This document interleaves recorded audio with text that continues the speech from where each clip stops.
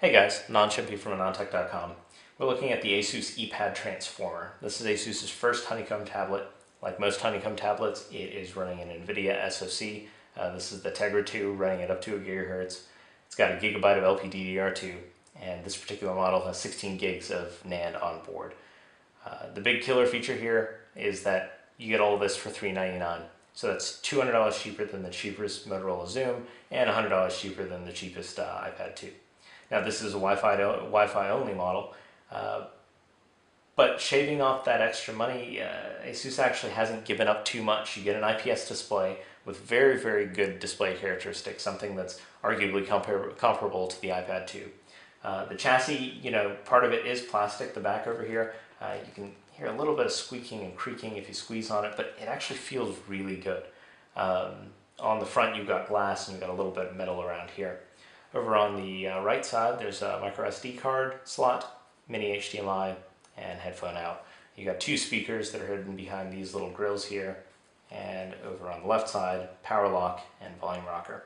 There's nothing up top. You got two cameras. There's a 1.2 megapixel front camera and a 5 megapixel rear camera. And along the bottom, this is kind of where the secret is, right? So you've got two little ports here that don't really have any connectors in it. They're just physical latching points. And then you got a 40-pin ASUS dock connector.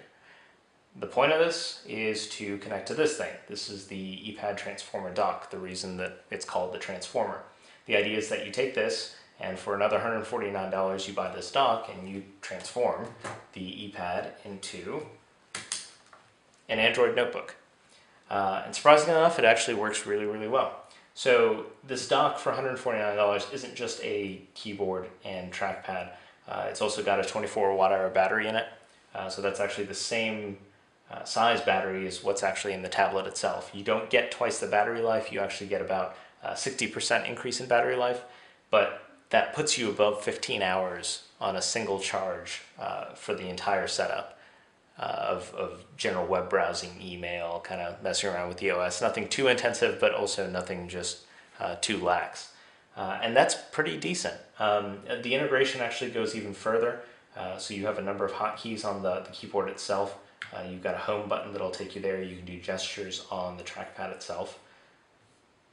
You actually get a mouse cursor. I don't know if you'll see this, if you can see this on the video, but you've got a mouse just like you're using a normal notebook. The only thing that is a little weird about the mouse is scrolling is supported, but the scrolling gesture is inverted. So you take two fingers and scroll up in order to scroll down, and vice versa. There's no real configuration for any of that stuff on here. Again, it's honeycomb, right? So it wasn't really designed with keyboard and mouse in mind. But the fact that it even works, and it works relatively well, is good enough for me. Along the top here, you have just a ton of function keys. You can do things like increase or decrease brightness, even toggle auto brightness on or off. ASUS even went to the trouble of including a screenshot key, and it just takes screenshots. There's a browser button, a dedicated button for, so here's your browser button.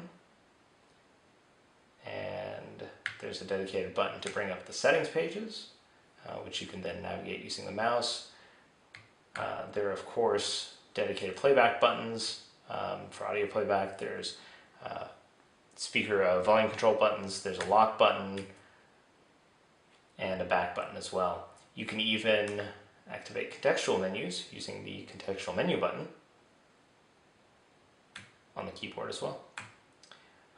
It's, like I said, it's amazingly well integrated given that this is a touch OS, not optimized for use with a keyboard or anything like that.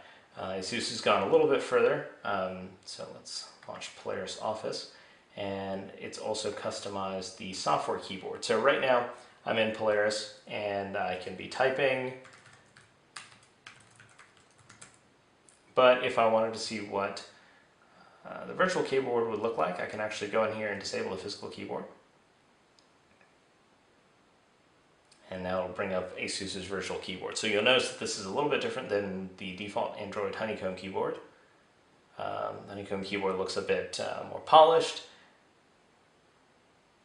but the ASUS keyboard integrates a top row of numbers. It also integrates swipe-like functionality, so this isn't swipe, but it kind of works the same way. So you just kind of swipe to form the letters of the word that you wanna spell.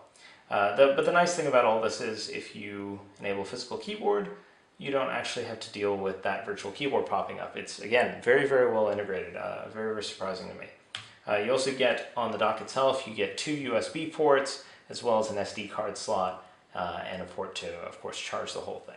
And there you have it. It's a pretty decent package. If we look at the components individually, at $399, listen, if you're in the market for a Honeycomb tablet, you really can't go wrong with this. You get a great display. It's not really usable outdoors, but most tablets aren't. And you get the same hardware as most other Honeycomb tablets that are on the market or going to be on the market. And you just get it at a cheaper price point. Build quality seems decent. It's a comfortable device to hold, and from the tablet side, I think it's a solid sell.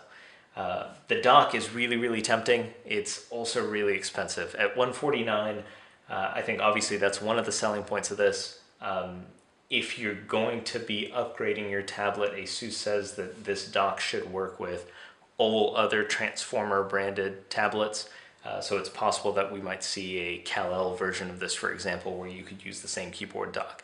And if that ends up being the case, then the $149 is a bit more palatable. But it's just tough to recommend that across the board, at least. Now, if you have specific use cases, you need the battery life, you need this thing to kind of replace a netbook, then by all means, it's amazing how well the platform works together. There's still some rough edges, still some software work that needs to be done, but overall, I'm pretty impressed.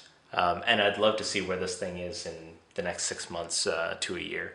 I think ultimately this is the direction that netbooks and tablets go in, where you have a device that's, hey, this is a great consumption device, but if I need to get to work, I just kind of dock it in something that is a little more tailored to me getting work done, and then it works just like a notebook. And I think ultimately that's also Microsoft's strategy with Windows 8. It's to tackle the netbook and tablet markets like this. You just have something that's kind of a modular solution. Anyways, thanks for watching, and I hope you enjoyed the review.